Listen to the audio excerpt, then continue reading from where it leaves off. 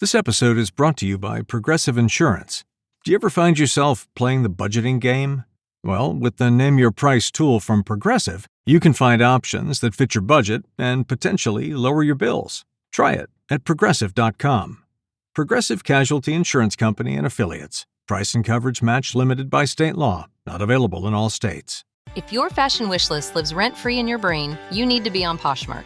With Poshmark, you're shopping millions of listings from thousands of closets, each curated by someone with their own style. Vintage finds, designer pieces, and everyday staples all in one place. Search for your favorites or let the discovery come to you. Poshmark makes it easy to find what you actually want to wear at prices that feel like a quiet win. Download the Poshmark app today and use code PODCAST10 when you sign up to get $10 off your first purchase. Episode 102, Strength in Weakness. All big changes start with a swift kick in the ass. Join the journey of lifelong friends, John Curran and Tom Stewart, as they make conventional thought bend over and take a boot to the keister. Warning, listeners may notice a force equal to or greater than needed to get your ass moving. A swift kick in the ass, living life on your terms. Welcome to another episode of A Swift Kick in the Ass. This is your host, John Curran, joined by my lifetime childhood friend, Tom Stewart. Hey, how you doing, everyone? I hope they're doing well. This is a strange time in our world, and we're back at it. And today we're talking about vulnerability. And is it a strength? Is it a weakness? Or is there strength through weakness? You know, they say a man is strong enough to cry is a strong man. You know, crying and showing your emotion is not a weakness, but some might say that that makes you vulnerable. And in Tom's, yeah. Play 70s music. Here's a station for you, 70s folk on Amazon Music. Alexa, play 70s rock. Here's a station for you, 70s rock on Amazon Music. Hey, John. Yeah.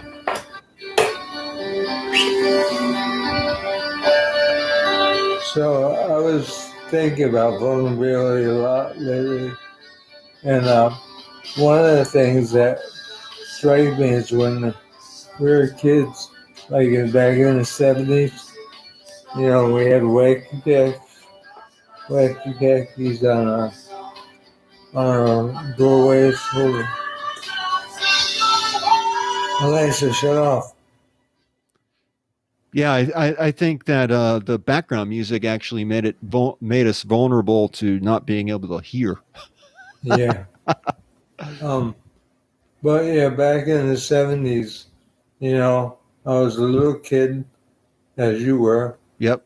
Back with the wacky packy stickers on my door, and the Slurpees, the Marble Slurpee cups. You remember those? The what's up? Marble. Marlboro? Marble. Yeah. Like Marvel comics. Oh yeah, the Marvel comics. Yep. Yeah. In fact, I had there was a big Spider-Man card that was cardboard, and he was swinging with a Slurpee cup in his hand. And oh yeah. My sister's boyfriend, Mike, stole it when they were done with it and gave it to me, and I had it hanging in my room. Yeah, I remember that. I remember that. So back in the 70s, Tommy's sister, Sandy, had a boyfriend by the name of Mike who worked at a 7-Eleven, at the neighborhood 7-Eleven. And for those of you who aren't familiar with 7-Eleven, they're a convenience store. And back when we were growing up, that was the hangout place for us. They had video games, they had comic books, they had Slurpees, which were the icy drinks, and as well as, beef jerky and Coca-Cola, and, just, it was the place to be. And Tommy and I had the inside connection because we knew the guy that worked there. And Yeah. he didn't mind us hanging around, and we'd sit there and just spend the whole afternoon. You remember he would let us bring our cups in Yeah. and fill up the flippies for free. Because he said it's really the cup that they charge the money for. Yeah, so it wasn't, I think the statute of limitations is probably gone Yeah. on that, so we won't get him in trouble, and we won't mention any last names. But yeah, that was our childhood a lot, spending time in the 7-Eleven, kind of hanging out with the neighborhood kids, reading comic books and playing video games, which were really new at that time. And at one time we had a kid that used to ride up to the 7-Eleven and buy us candy. We'd have to pay him back, but we had a candy store, remember? Yeah. So Tommy and I had my dad built us a fort, right? And is that where we had the candy store, or did we set up a stand? Out front. It was out on the side, close to the fort. But Okay. Yeah. So we had our we had a fort, which was kind of another place where he hung out. And we set up a candy stand. Yeah. We bought candy and sold it to the neighborhood kids. yeah. So how's this type of vulnerability? What I'm getting to is when I was a little kid, I wore jeans all the time, and I had white legs, and I'm just light skinned, and because I have blondish, strawberry blonde hair, so I inherited that white part. So for years I battled that, trying to get tan. Yeah. Because I get teased when I was a kid, or going to school. It really affected me. So that was my vulnerability. And when I was like 16, I would try quick tan. Yeah. That stuff you rub on. Never worked. Didn't you try some pills or something once? Yeah. Didn't it turn you orange? Like a carrot? That's later on now. I'll get that in a second. So yeah, I tried all the quick tans, the suntan oil, and laying on that silver thing, trying to reflect stuff up. Yeah, so I used sun in my hair to make it more blonde. You use it so much that you can't even see all the hair that he has. Tom really has a mane of hair. It's just so bleached. Yeah, I'm completely bald now, but come on, man. Back in the day, I had long curly hair with, I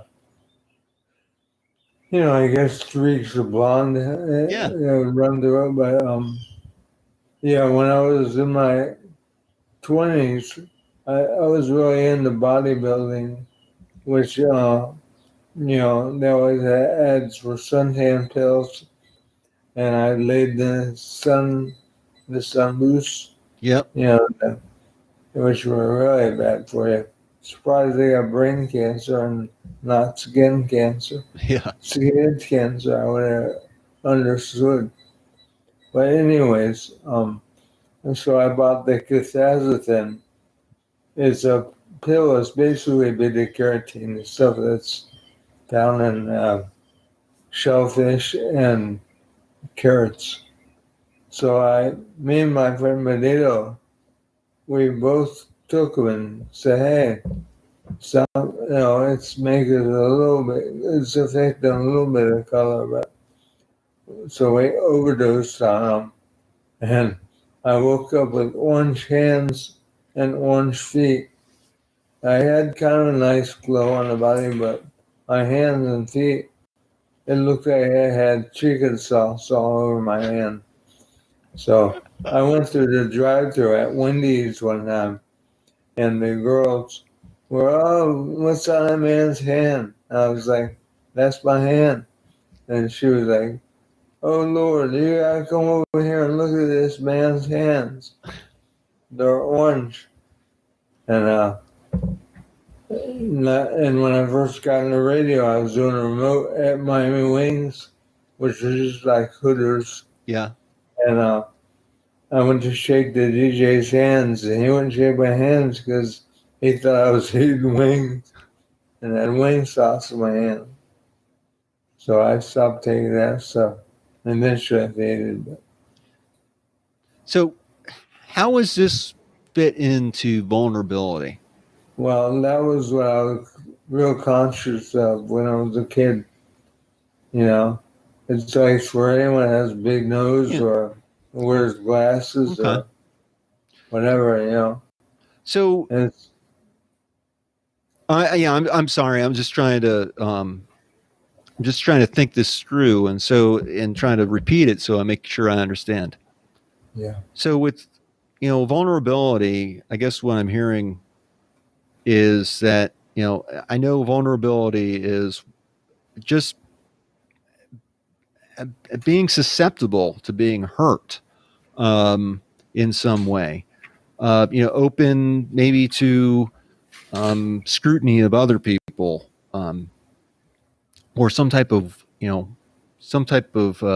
weakness, perhaps that we perceive Yeah. with ourselves. Like Tommy said. With Tommy was self-conscious about your white skin, Yeah. your white pasty skin, right? That didn't do very well in the sun. No, especially when we were kids. Yeah. We go to the beach all day, and I remember I wore a football shirt. The kinds that have little holes in them. Remember those? I And remember that. end of the day, I had a sunburn with just little spots all over me. Yeah. Yeah, so Tommy had a vulnerable. I guess Tommy's skin tone left him vulnerable to sunburn, but it also left him vulnerable to being picked on by other kids. So there are different types of vulnerability. There's a physical type of vulnerability. That's just like we mentioned with the skin, vulnerable to sunburn. And we all have these things about us. Yeah, you had one when you were a kid. They used to call you Bentley, remember? Yep. Yeah, I remember. Yeah. I mean, those things that just hurt that, you got to finally accept and love yourself for. But Yeah. So I guess, what we're saying is that there's a whole world full of things, a world full of possibilities of being hurt. Can we ever be invulnerable? Completely. well, I think you start building that armor. And I'm guilty of this. When I was 14, I started doing martial arts. I did taekwondo and karate. And when I was 16, I found Wing Chun Kung Fu. And I did that for many years. And I think you build up this bravado around yourself. Even when I was older and I did Brazilian Jiu-Jitsu, you get an attitude that you almost surround yourself with an aura that nothing's gonna hurt you. Yeah, you're untouchable, right? Yeah. And as I noticed now that I'm in a wheelchair and I have brain cancer, but I've been more vulnerable and it seems to attract more people. It's like before I was scaring them off and I realized that, having this attitude, whether you're a bad boy or what, and by not having it anymore, more girls seem to be interested in me. And I don't mean that, I have a wife and I'm never going to do anything, but, wherever I go, she even comments, your fan club.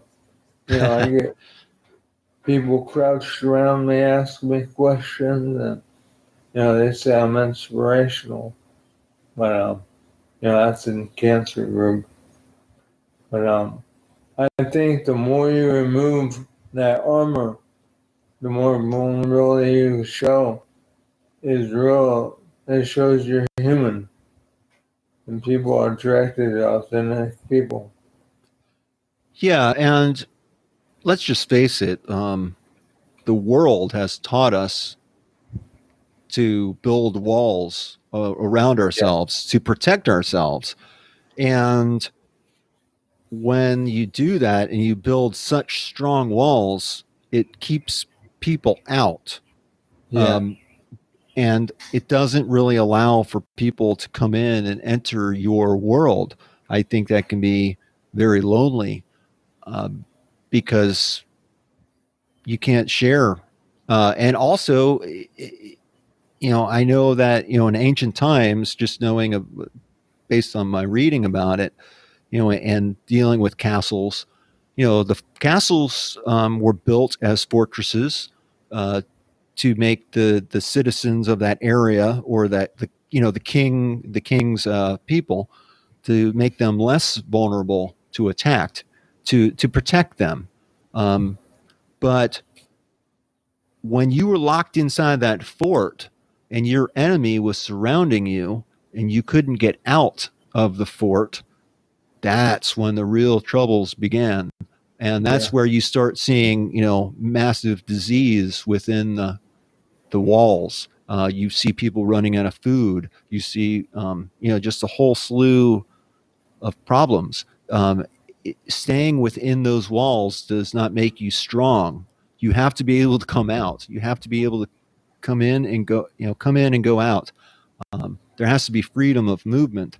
And If I you're, think showing your love or yeah, compassion is important traits that yeah, help that. yeah. So it's, like I said earlier, there's different types of vulnerability, and some of it's physical, some of it's emotional. There are social vulnerabilities, just like Tom was saying about, we get picked on for, having a big nose, or having the color of our skin, or our hair. Though, and it's never ending, and there's always something to pick on. Um, and that does make you vulnerable, but it also makes you human. Yeah, And I think maturity level really comes into it. When you're a kid, the kids can be merciless. yeah, They can pick, and pick. Um, back in my day and your day too, Tommy, bullying um, was physical.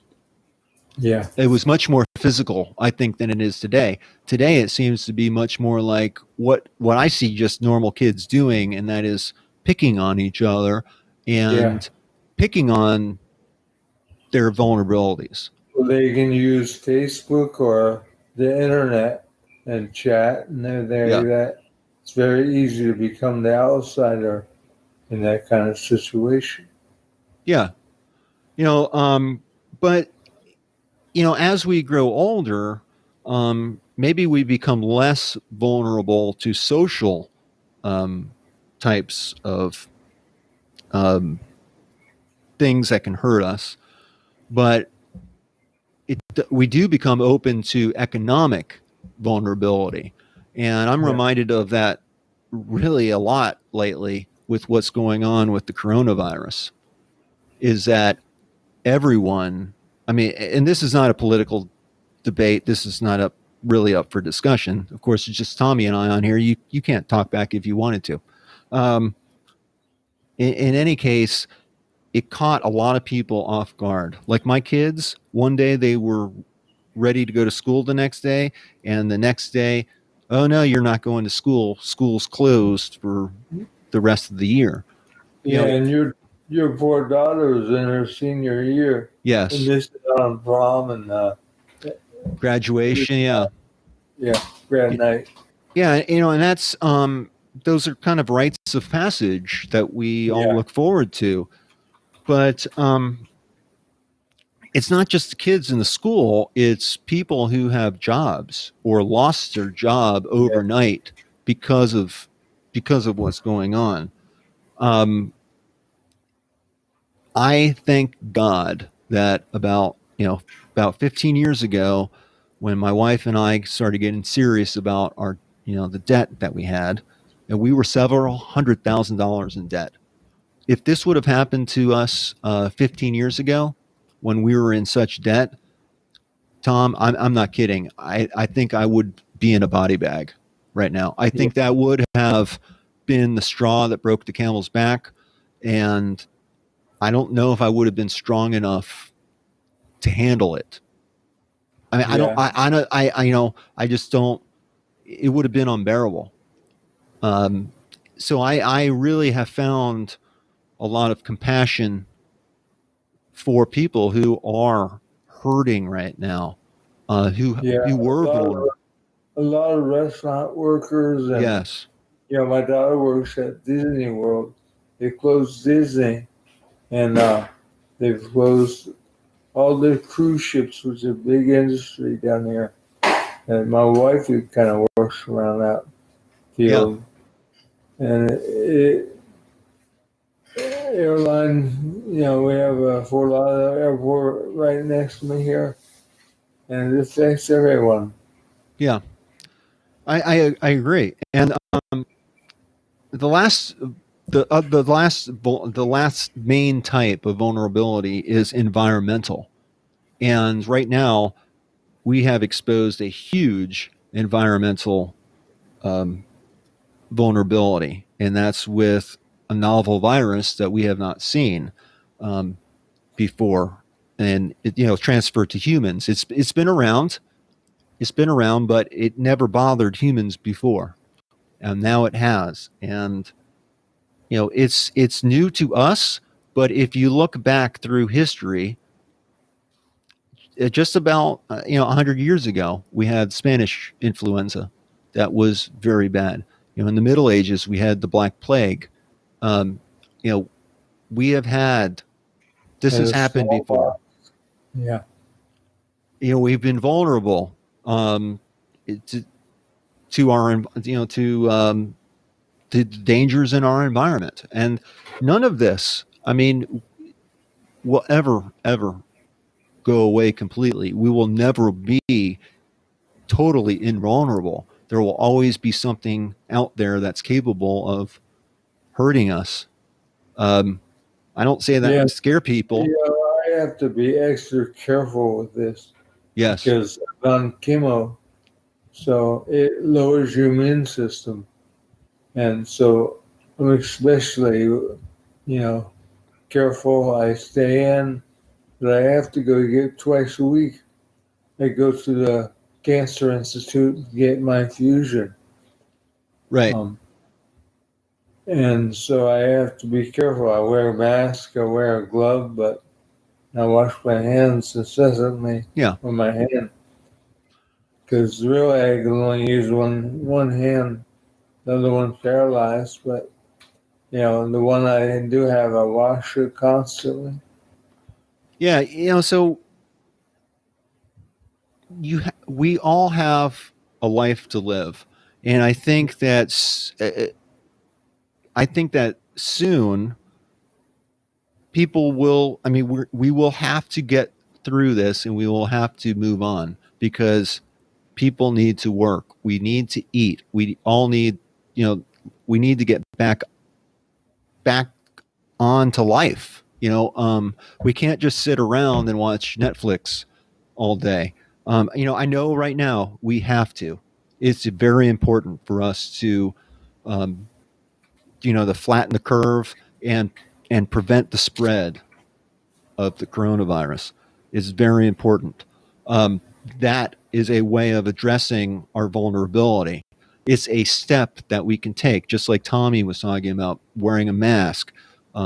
We can eat right. We can try to keep ourselves healthy. We can try to remove ourselves from people who may also be sick. Um, and also create other barriers or other walls around us. To be safe. It's good to protect yourself. It's good to have defense mechanisms. But And the other thing that's hitting people a lot right now is fear. Yes. And I treat this just like I do my cancer. What I can change, I'll change. It's my Right. diet. But there's things you can't change. Like I have cancer, but I can't change yet. But I'll do my best to try to fight it up by doing chemo and following directions of the doctor, eating right, and working out, exercising. Yeah. Yeah, and also what you're doing is you're taking your social, you're taking what you have learned and going out and speaking with others who also have illness and are serving as inspiration for them to, because they're going through a lot of what you're going through. You have a And I lot to know share. You're that. trying to help people. Yeah. And I know a lot of other podcasts have talked about Stoicism Yeah. and the Stoic philosophy. And I use that all the time. There's things you can change, there's things you can't change. Don't worry about the things you can change. Yeah. Change the ones you can. So, for those of you who are not that familiar with Stoic philosophy, you might, if you're a fan of the show, you've heard us mention this time and time again. But Stoic philosophy is really about being real. It's not about pretense. It's not about ego. It's about being real and taking the emotion out of life. And fear is a negative emotion. And living your life that way, not living your life in fear, doing what is right, and also trying to improve your life and improve the life of others. Yeah, being authentic is very important. And it ties in with vulnerability because when you're vulnerable, you're more authentic. Yeah, and I mean, you're totally right, Tommy. So many times I think we put on a mask, or we put on a brave face, and we don't show our true emotions because maybe we're scared of what other people will think. Maybe I have I spent 15 years in Atlanta, and there is a huge gay population in Atlanta. And even being from South Florida, I did not have many gay friends. I really didn't know any gay people that I was aware of until college, and then I started realizing, after I started meeting people who were gay and getting to know them, some of that fear that I had about something I knew really nothing about, I really gained a lot of respect, because I think that, and again, this isn't a religious thing. It's not it's not meant to be political or religious. It's just my viewpoint. But we are who we are, and oftentimes we try to hide who we are.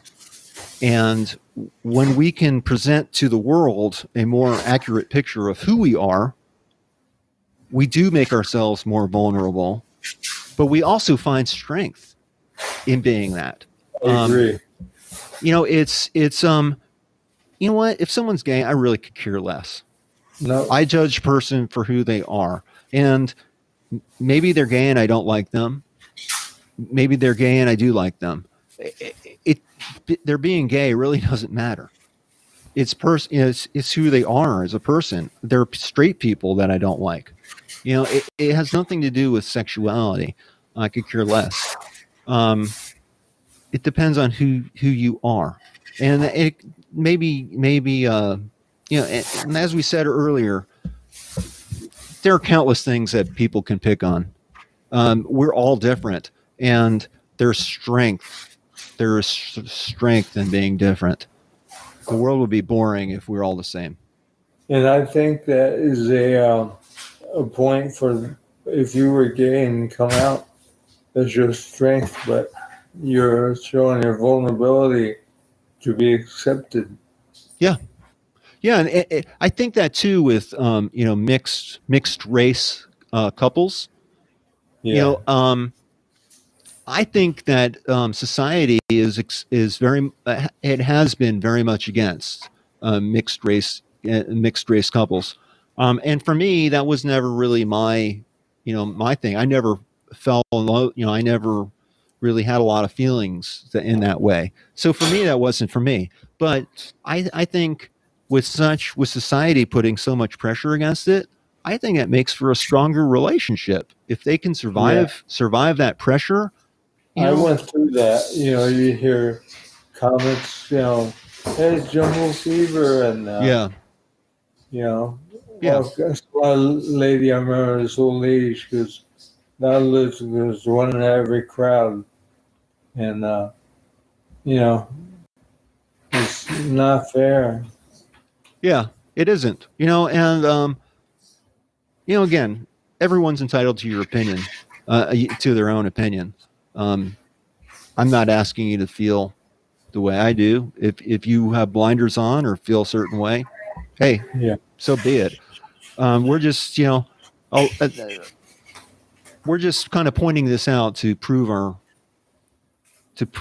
point about vulnerability and about how we are all vulnerable. I don't care who you are, rich, poor, black, white, straight, gay, however you define yourself or how others define you, whatever labels you have attached to you, healthy, sick, boy, girl, man, woman, um, alternate gender. I don't honestly don't get that, but that's another story. It all just makes us vulnerable, and how we live with that vulnerability and how we address it in our own lives can really determine how much you live on your terms. Uh, Yes. When I was younger, I was in a group, like kind of like you know, a a support group, and there was people there that came from all over and all different, you know, colors, and mm-hmm. there was a transvestite in there, and I felt really bad after he told his stories, of the things that happened to him, and made me a little bit more feeling towards that. Yeah. But Yeah, I mean, at the end of the day, I think that we're all just people, and we're all just trying to find our own way through this world. Um, our podcast is about living on your terms, and the terms that we face in our life are just these things that make our life truly unique to us. It's our condition. It's the conditions and the terms of our life that we have to live with. My terms are different than Tommy's. Tommy's are different than mine. Um, we do the best that we can to control them and to negotiate better terms. And recognizing your vulnerability can either make you stronger or, you know, it can make you weaker. I guess not recognizing your vulnerability. I guess just address just how you deal with vulnerability, your own vulnerabilities have uh, a very strong impact on how the world views you and how you view the world. yes, so I almost advise to look at yourself, take off your armor, give it a chance, be who you are. You know, get in touch with your feelings, and you might be surprised. You might get more out of that than shielding up and putting armor on. And as I said, I always tried between bodybuilding and martial arts. The air that I rejected was probably working against me. I didn't realize that until I was older. Actually, I didn't realize that until I was sick. And, so you gotta let that go and be vulnerable, be human, be compassionate. You're right. Yeah, John, I also want to touch on, since we've talked about it in other episodes, I do have brain cancer, and I've been fighting for a long time. I think it's been 2 years plus right now, and I actually had some good news yesterday. I got an MRI a couple days ago, and yesterday I was going to get my results. And usually, my wife comes with me, and we were both scared. Obviously, I tried all those tricks about meditating, and so Just trying to I stay would calm. Is that it? see alternatives. Yeah, I look at other patients, other cancer patients, and how they react, and you know. So I went in and I got my MRI, got my results, and they were good. For the first time, my tumors actually started shrinking from the chemo and shoved stable, which allowed me to stay in. I'm inside a trial with new medicine, and obviously, when you get the MRI, if it's not the medicine's not working, they don't want to keep it there. I would be off my program, but I'm on this program that the medicine is very low toxicity. It doesn't make me sick. I don't throw up. Doesn't kill my immune system. My labs come back like Captain America. I'm always strong, and so I really wanted to stay on this program because the more I can treat it, the more stable I can be and wait for something that come down the road. Yeah. So Yeah. that was all good news. So I was able to keep it stable. Had to be stable, or I had to shrink it in order to stay on the trial. And luckily, I stayed on the trial. Tom, I bet you never in your life hoped for shrinkage.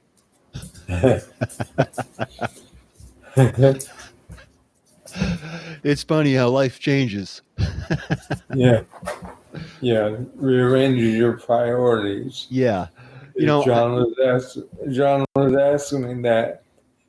He wondered because I'm paralyzed on half my body. But I said, that's the worst, man. Nothing wrong there. Because you would think, even half of my throat is paralyzed.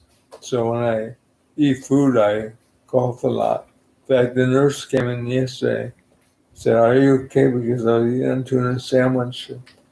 I ate some potato chips and they got stuck in the back of my throat. So I started coughing a lot. And I can't even cough naturally. I could try to cough right now. It'd be like, ooh, I can't do it. But if I actually get something in my throat, I cough it back. The left side of my throat is paralyzed. Yeah. And so, you would think my left nut might be paralyzed. But evidently it works fine. I'll take your word for it, bud.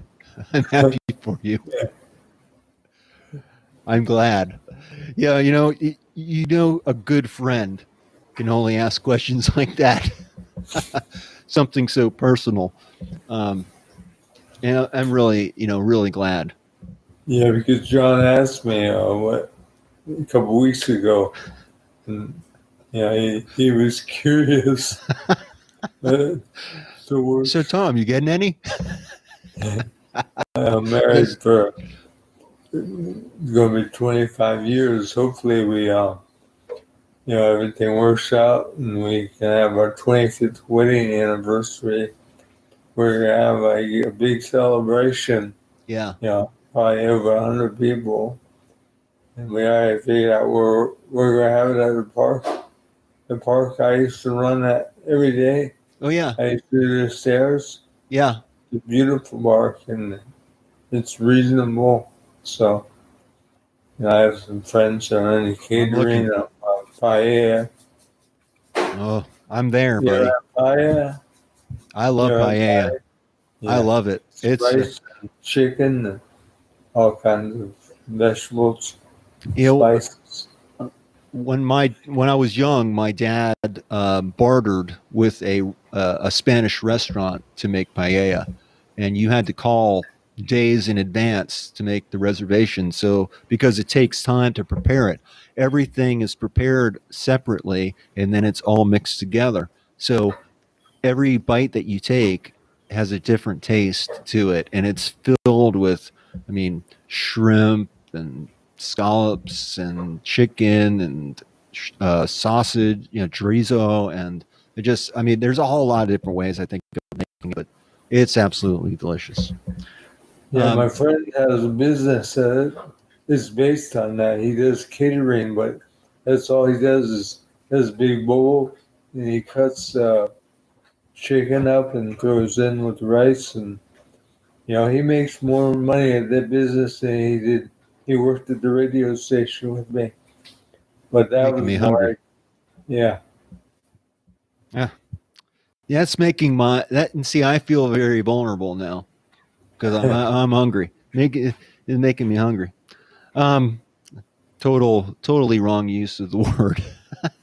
Yeah. Oh, John has to tell us. John has a new dog, and I love dogs too. I have a dog, Simba, that's up on the couch with me right now. But John was telling me a good story about his dog. Let me hear that story again, John. What story was that? About scratching your dog when you're sleeping in bed. Oh, dude. Okay. I guess I have to tell it. And it's funny. Sometimes you open yourself up and it makes yourself vulnerable to having to retell a story that you never imagined telling a soul. So back in college, I had a dog. His name was Ringo. He was a big Weinerheimer. He was about 110-pound dog. I think he was mixed with retriever, so he wasn't purebred, but a great dog. And back then, I wore glasses, really thick reading glasses, or really thick glasses. And Ringo and I had a routine every night. I'd crawl up into bed. He'd jump up at the end of the bed, put his nose down near my feet, and just kind of like rub his nose up alongside me, and lay down, and then he'd roll over and I'd give him a tummy rub, and I'd go to bed, go to sleep. So, this happened every night, night after night after night. Well, this one night, I go and I do that, and he jumps up and he rubs his nose down side of me, and I'm like, oh, okay, let me turn off the light. And I turned off the light on the nightstand next to me, and I put my glasses on the nightstand, and I rolled back over and started rubbing. I started giving a little, kind of scratch underneath his chin a little bit, kind of just petting my dog.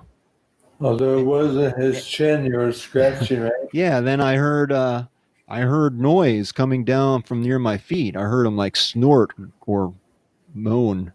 I don't know what he was doing, but then I started.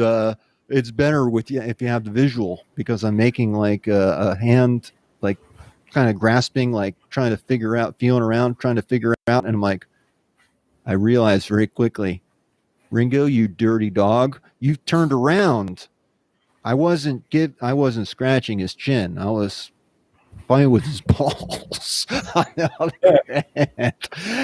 And I thought, Man, that was so. I mean, now I was like, Ringo, you dirty dog, and he just. I think he laughed. I think he laughed at me, but I swore to myself I would never tell anyone. And you know what? I told people the very next day.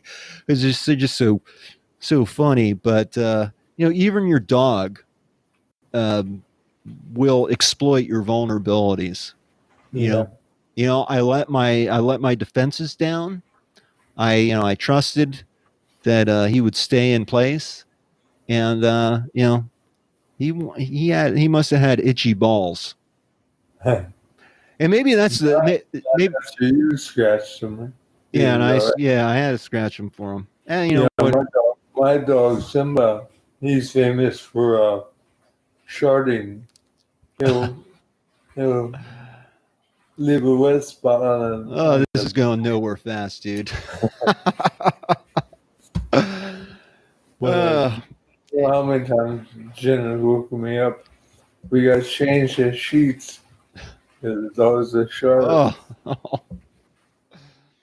oh, in any case, I think it's probably time we wrap this up. Yeah.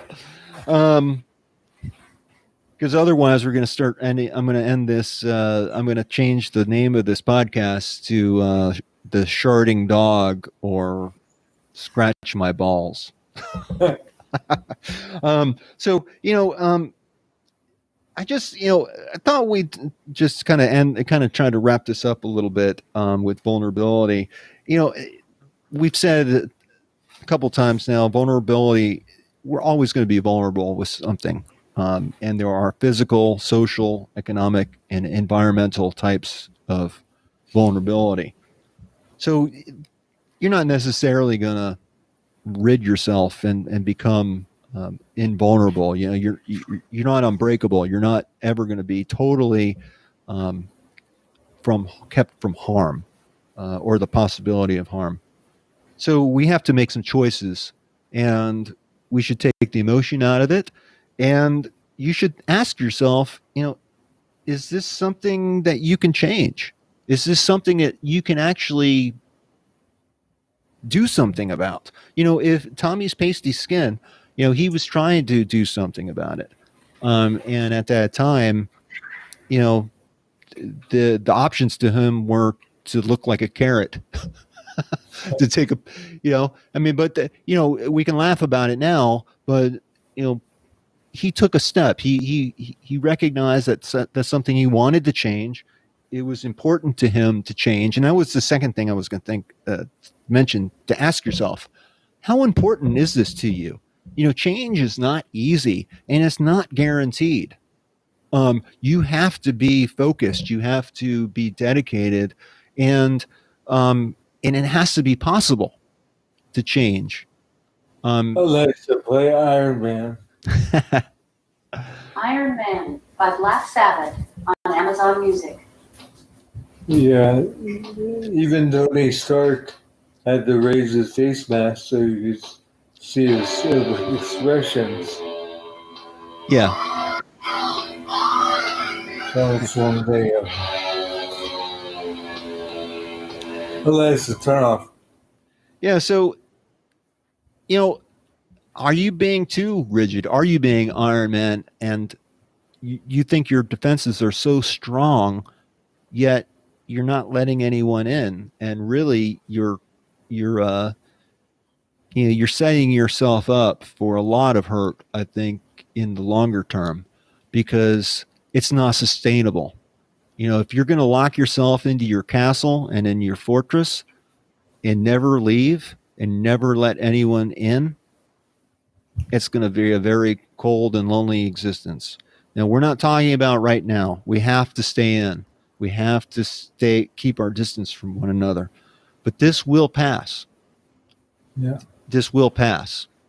And let's all take this as a learning experience, and let us assess our vulnerabilities. Let us assess what risks we have in our lives, and what are we going to do about them as we try to negotiate better terms for our own lives. Well said. So this is John, joined by my childhood It's Tom. friend, Tom. And I think we're at the end of another episode of A Swift Kick in the Ass. Thanks. So thank you, and keep healthy, stay healthy, and keep living on your terms. Keep kicking ass. Talk to you later. Bye. Bye. We hope you've enjoyed this episode of A Swift Kick in the Ass, and that today's topic inspires you to get your ass moving and living on your terms.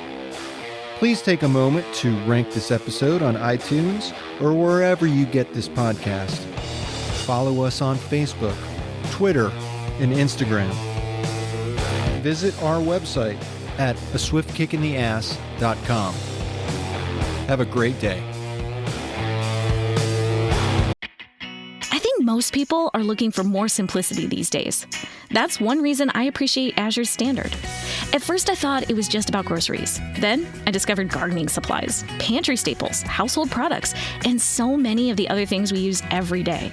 They've spent over 30 years delivering clean, organic groceries and earth-friendly products to families who care about what goes on their plates and into their lives.